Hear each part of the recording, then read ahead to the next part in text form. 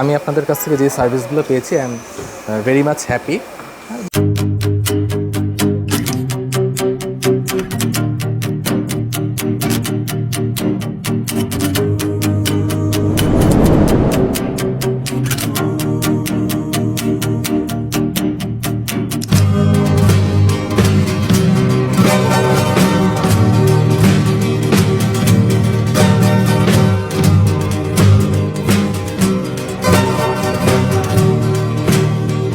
আসসালামু আলাইকুম রহমতুল্লাহ। আলহামদুলিল্লাহ আমাদের স্টকের আরেকটা গাড়ি ডেলিভারি যাচ্ছে। তো আমরা ডেলিভারি দেওয়ার আগে সবসময় এইরকম সুন্দর করে সাজিয়ে গুছিয়ে ডেলিভারি দেওয়ার চেষ্টা করি। তো ডেলিভারিটা আমরা আমাদের সম্মানিত ক্লায়েন্টকে আজকে ডেলিভারি করছি। আমি ক্লায়েন্টের মুখে শুনতে চাই যে আমাদের একদম প্রথম দিনের কমিউনিকেশন থেকে আজকে ডেলিভারি পর্যন্ত আমাদের যে সাথে যে কমিউনিকেশন বা আমাদের যে কথাবার্তা, আমাদের যে সার্ভিস দেওয়ার কথা ছিল, সব কিছু মিলায় আপনি হ্যাপি কিনা, আপনি সন্তুষ্ট কিনা? আচ্ছা, first of all thank you.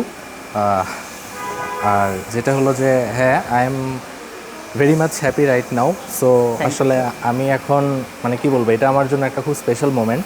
So বলতে পারেন যে একটু মানে কি বলবো আমি বুঝে উঠতে পারতেছি না, বাট টিল নাও আমি আপনাদের কাছ থেকে যে সার্ভিসগুলো পেয়েছি I am very much happy.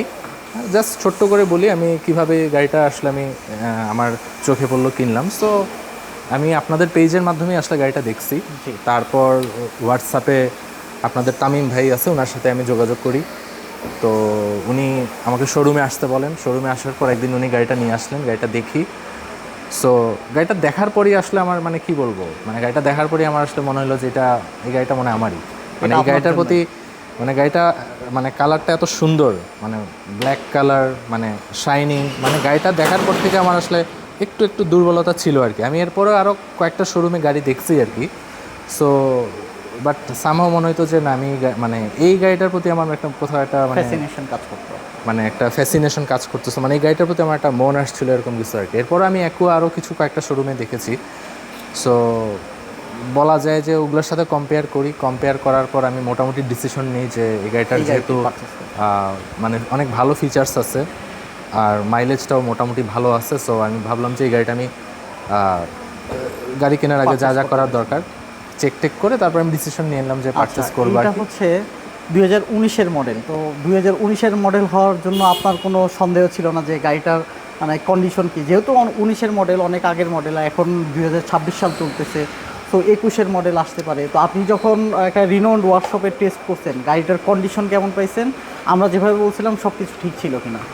আলহামদুলিল্লাহ, গাড়ির কন্ডিশন আমি একটা ভালো ওয়ার্কশপে গিয়েছিলাম প্রি পারচেস ইন্সপেকশনের জন্য। ওভারঅল ভালোই আসছে, কোনো মেজর তেমন কিছু ছিল না, মানে একটা নতুন গাড়ি যেটা বলে কন্ডিশন নেওয়ার আগে যে সার্ভিসগুলো প্রয়োজন জাস্ট এতটুকু, ওইটুকুই ছিল আর কি। আমি মোটামুটি আশ্বস্ত হইতে পারছি যে অ্যাটলিস্ট আমি আগামী 3-4 বা 5 বছর আমার এখানে কোনো মেজর হাত দেওয়া লাগবে না। বিশেষ করে হাইব্রিড গাড়ি নিয়ে অনেকের একটা ভয় থাকে। সো এটার ব্যাটারির রেজাল্টটা ভালোই আসছে আর কি। মানে আপনি যেটা বললেন 19-এর মডেল আর কি, সো 19-এর মডেল নিয়ে আমি একটু টেনশনে ছিলাম আর কি যে আসলে রেজাল্টটা কেমন আসে।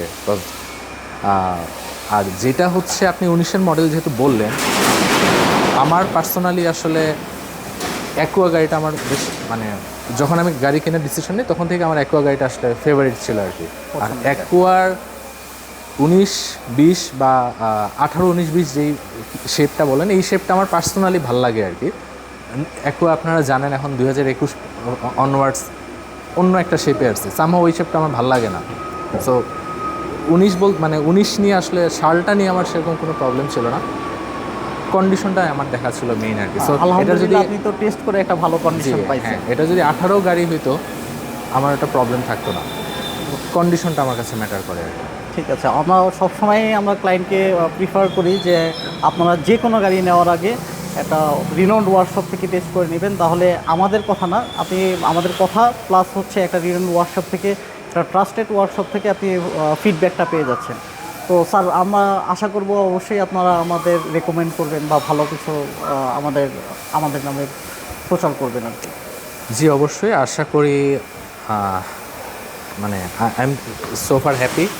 আর আশা করি যে এটা একটা আমার জন্য একটা মানে অনেক বড় একটা ডিসিশন। আল্লাহ ভরসা, ইনশাল্লাহ এখন ইনশাল্লাহ।